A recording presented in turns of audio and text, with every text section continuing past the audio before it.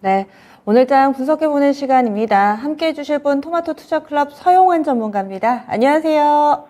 네, 안녕하십니까? 지난주 이 시간에 이런 전략을 주셨어요. 천천히 리밸런싱을 해보자. 바로 V자 반등은 아니겠지만 슬슬 바닥을 잡아가는 가운데 그 흐름을 활용해보자 라면서 2차전지하고 중국 ETF 쪽 얘기를 해주셨죠. 오늘장 그 주 중반에 계속 밀리다가 일단은 좀 반등이 나타난 모습인데요. 오늘장 한마디 어떻게 정하셨어요?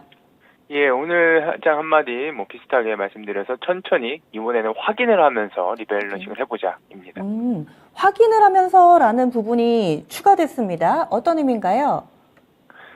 예, 아무래도 이 증시가 오늘 조금 상승을 좀 하면서 우리 투자자 여러분들께서 이제 완전히 추세 반등이 되는 거 아니냐 이런 식으로, 그러니까 중요한 것은 이게 증시가 올랐다고 중요한 것이 아니라요. 관련된 경제 지표들과 그리고 어떤 심리 같은 것들, 경제 주체들의 심리 같은 것들, 이런 것들이 중요한 건데, 단순히 지수가 오늘 올랐다고 해서 좀 급하게 매수하면 안 되겠다라는 그런 의미에서 좀 말씀을 드리는 거죠.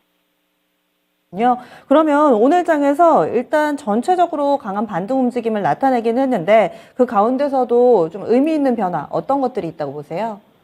예, 그래서 제가 방금 말씀드린 것처럼 체크를 하시면서 경제 지표들을 보면서 우리 투자를 해야 되겠는데요.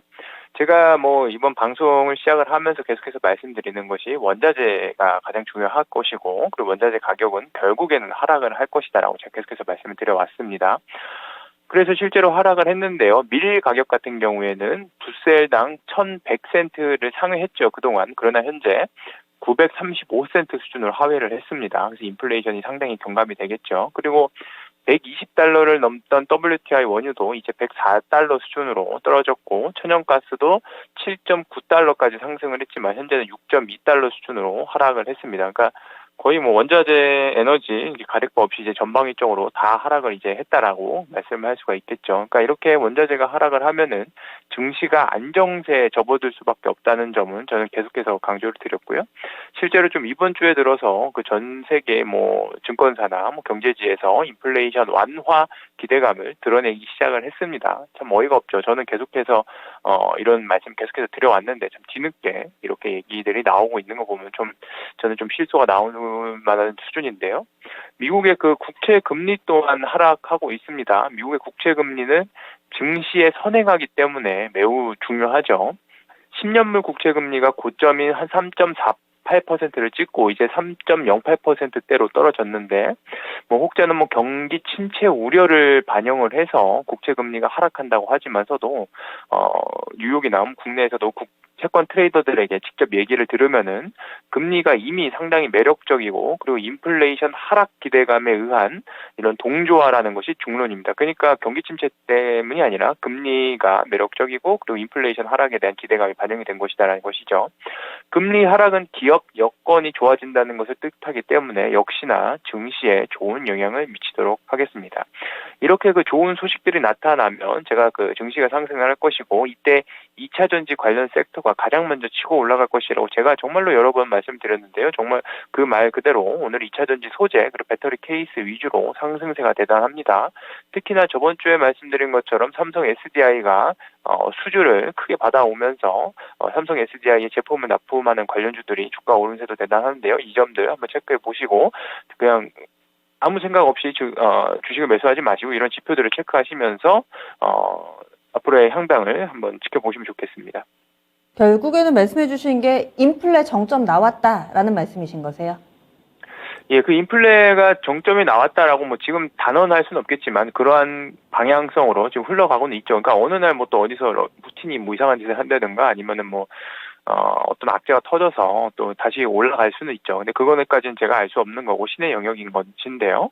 근데 일단 현재 추세상으로는 에너지, 곡물, 그러니까 에너지랑 곡물이 이때까지 가장 문제였는데 그것마저 꺾인 것을 보면은 이제 좀 완화가 되는 것이 아닌가라는 말씀을 드리는 것이죠. 네, 알겠습니다. 그러면은요, 다음 주가 6월 마지막 주입니다. 힘들었던 한 달이 이제 어느덧 끝을 향해서 달려가고 있는데요. 다음 주에 주요 증시 일정 어떤 게 있나요? 예, 다음 주에 역시나 중요한 지표들이 많이 있는데요. 제가 근데 집중을 하고 싶은 것은 월요일에 G7 정상회의가 있고요. 그리고 목요일에는 미국의 PCE 지표가 발표된다는 거, 이거 좀 두 가지 좀 지켜봐야 될 것 같습니다. 그리고 또 기업 실적 발표들도 있죠.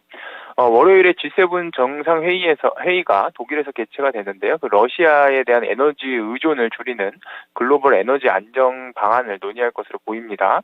아무래도 여기서 그 국제 공조를 통해서 에너지 대책이 마련된다고 하면은 에너지가 추가적으로 더 하락을 하는 그런 요인이 될 것으로 저는 상당히 기대를 하고 있고요. 그리고 목요일에 그 연준이 중요하게 생각하는 PC 물가 지표가 발표가 됐는데요. 근데 아마 이번에 발표되는 것까지는 상당히 좀 높은 수준으로 발표가 될 것으로 생각을 하고 큰 기대는 안 하는데, 다만 다음 지표에 대한 기대감이 이번에 좀 형성이 되지 않을까, 좀 그렇게 기대를 합니다. 그리고 다음 주 월요일에 그 나이키가 실적 발표를 하고, 목요일에는 디램을 생산하는 마이크론이 실적 발표가 있는데요. 이들이 가이던스를 어떻게 내놓는가가 상당히 중요하겠습니다. 왜냐면은 이들이 가이던스를 하향을 한다면은 증시는 그 밸류에이션 부담을 다시 재차 가지게 되기 때문에 조정이 좀 있을 수가 있습니다. 인플레이션이 아무리 낮아져도. 그렇기 때문에 이런 기업들 실적 발표도 역시 주의를 기울여서 지켜보도록 하셔야겠습니다.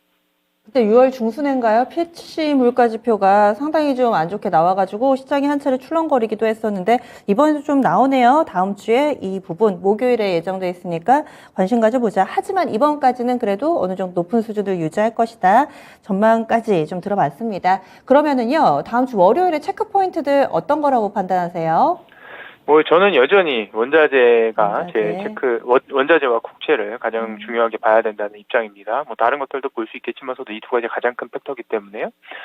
원자재 가격 어떻게 움직이는지 보셔야 되는 거고요. 그리고 국채 금리가 추가적으로 좀 어떻게 움직이는지 보셔야 되는데, 연준이 금리 인상을 갑자기 느리게 한다고, 그러니까 금리를 좀 천천히 올리겠다고 발표하지 않는 이상 국채 금리가 현재 수준에서 좀 유지가 될 것으로 저는 보입니다. 그러니까 국채 금리가 한 2.5% 이하로 떨어진다고 하면은 그거는 정말로 경기 침체를 우려하는 그런 움직임이 될 수가 있거든요. 그렇기 때문에 2.5% 이하로 떨어지는지 아마 확인을 하셔야 될 것 같고요. 근데 아마 이렇게까지 떨어지지 않을 것 같습니다.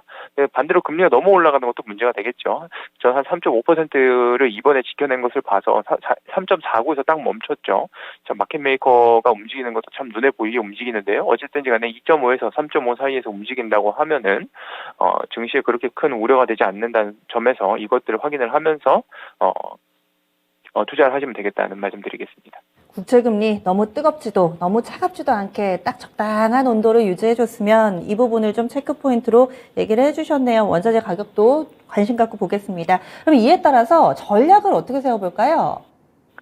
예, 현재는 증시가 좀 좋은 흐름이 계속 이어질 것으로 전망이 됩니다. 그렇기 때문에 주식을 좀, 소량씩 천천히 한번 점차적으로 늘려가시는 것이 좋겠다라는 말씀을 드리겠고요.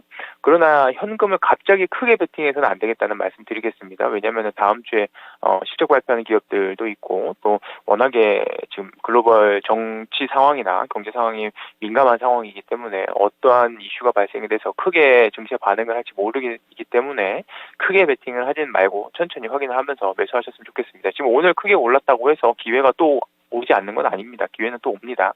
그러니까 신중한 그런 전략이 필요하겠고요. 현재로서는 좀 기존에 지금 퍼포먼스가 좋지 않았던 종목들을 매도하시고 2차 전지 섹터 내에서 낙폭이 조금 있고, 오늘 좀 하락했지만서도 한 2, 3주 기준으로 좀 낙폭이 있던 종목들이 좀 있거든요. 2차 전지 내에서도. 그런 종목들로 리밸런싱 하는 방법이 상당히 유효하겠다는 그런 말씀을 드리겠습니다. 그리고 이런 것들이 아니면 한번 원자재, ETN 등을 통해서 원자재 숏을 치는 것도 좋은 기회가 될 것으로 저는 보이는데요.